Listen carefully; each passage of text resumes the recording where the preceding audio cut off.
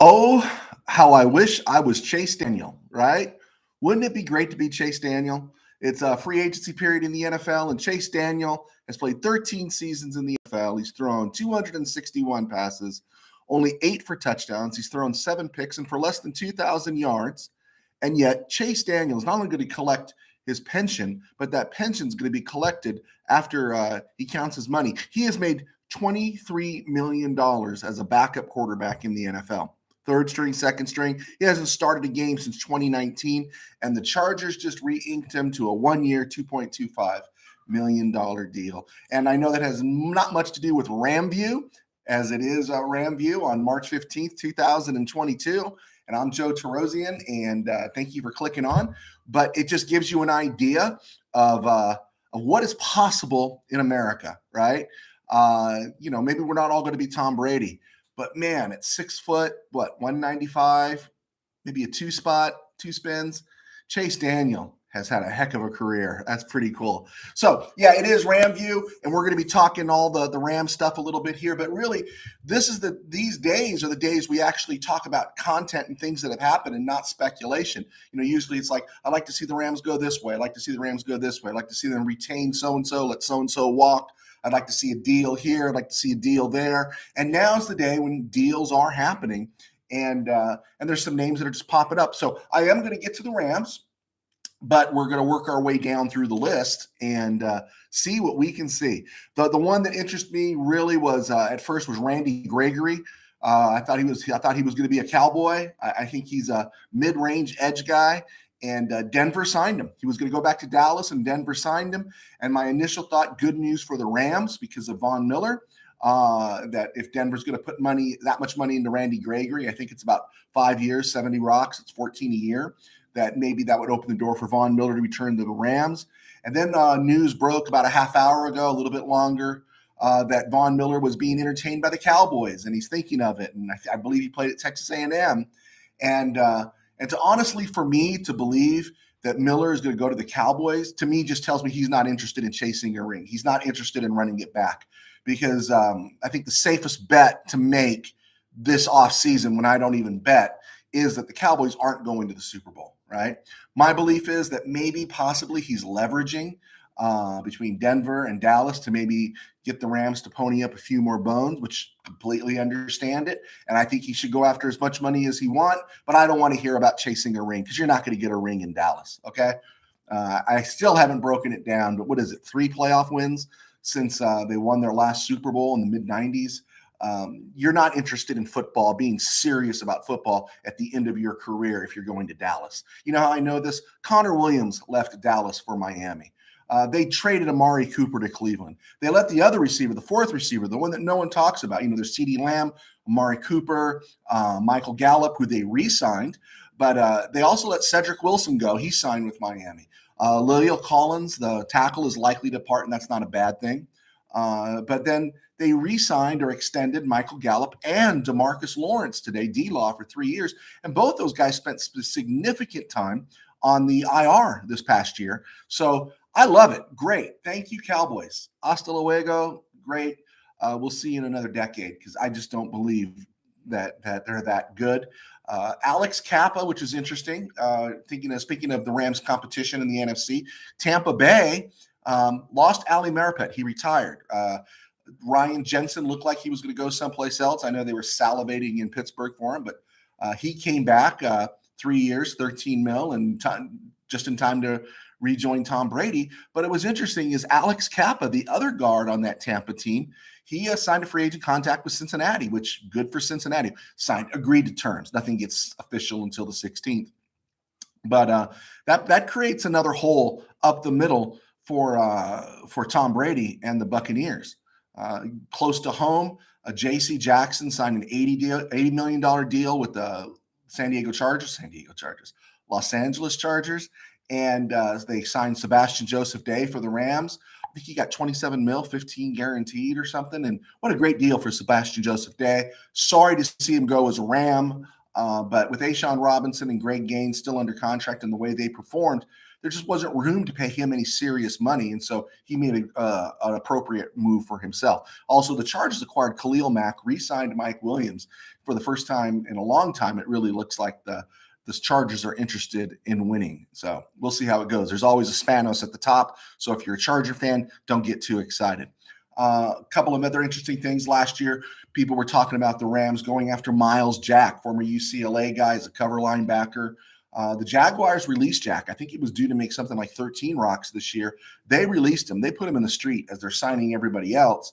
But I went and looked up Miles Jack, and Miles Jack ranked 77 out of 87 off-ball linebackers, according to PFF. You know how bad that is? Troy Reeder ranked 74. And so I'm not interested in Miles Jack coming home to LA sort of thing. The Jacksonville Jaguars, speaking of them, also signed Brandon Scherff, the high-end guard from the Washington team, the Texans. They also signed Christian Kirk away from Arizona, which was, again, that was kind of interesting. They gave him big money, so Arizona wasn't going to sign him for that. But the Cardinals did re-sign James Conner, who gave the Rams fits last year. When he was in Pittsburgh, he didn't look that physical to me. But he seemed in Arizona far more physical, far more complete as a back than he ever did prior to that. So they re-upped him for a couple years. So good for the Cardinals on that. Other moves that were significant, but interesting, not necessarily pertaining straight to the Rams, is Marcus Williams, a safety for the Saints, 5 years with the Saints. This hurts them. And he signed with the Ravens.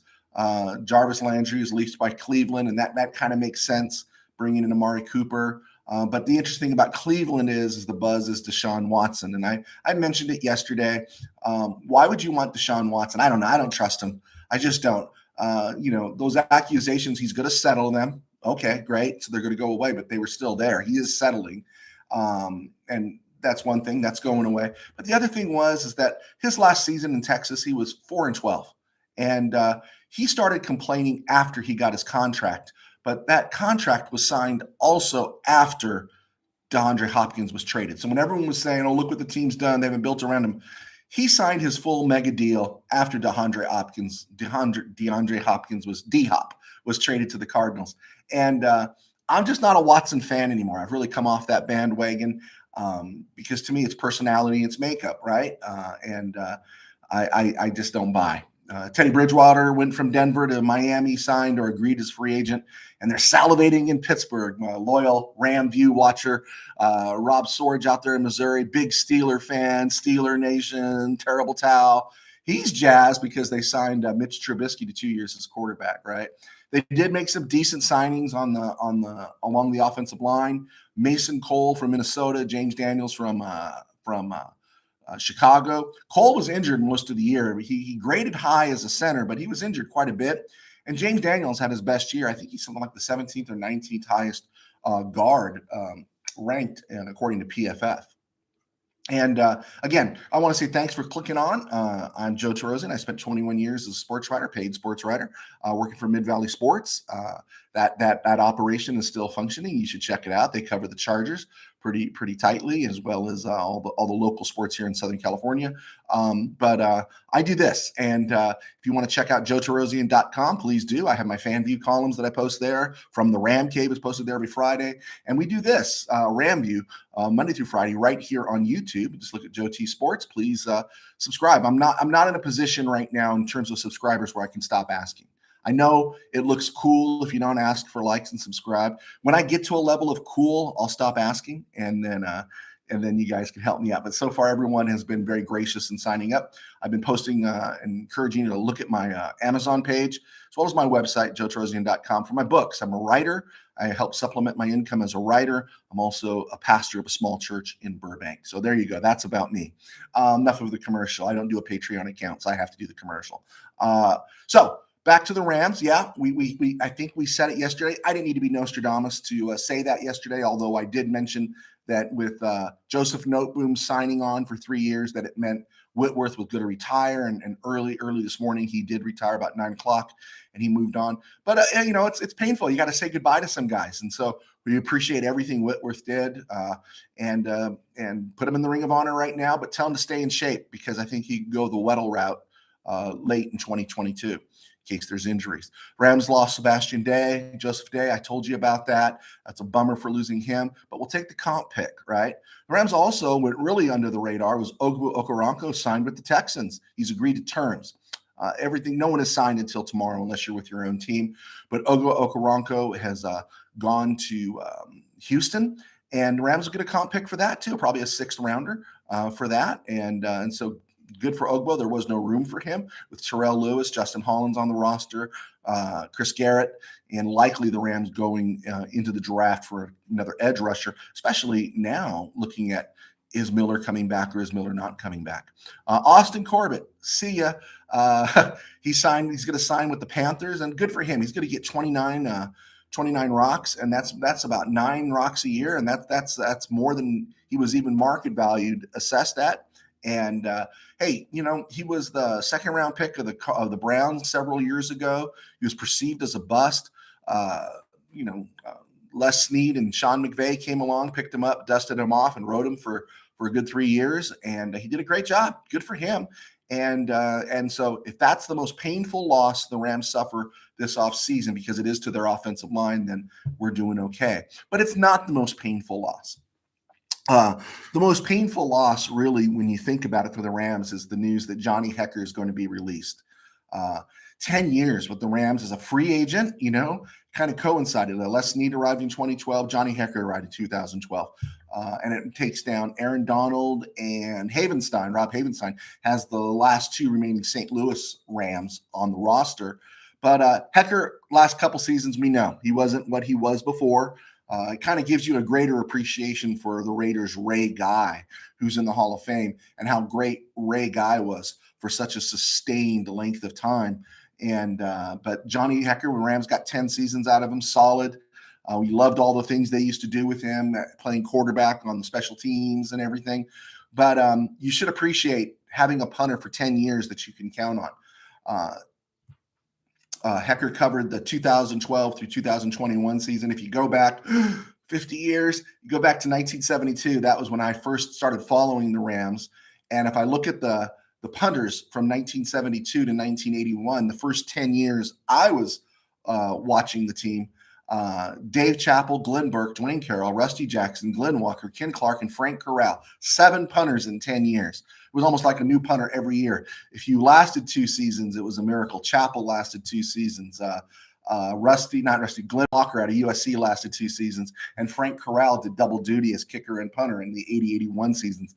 And then he was gone. I believe we went from him to John Misko to I think Dale Hatcher came in.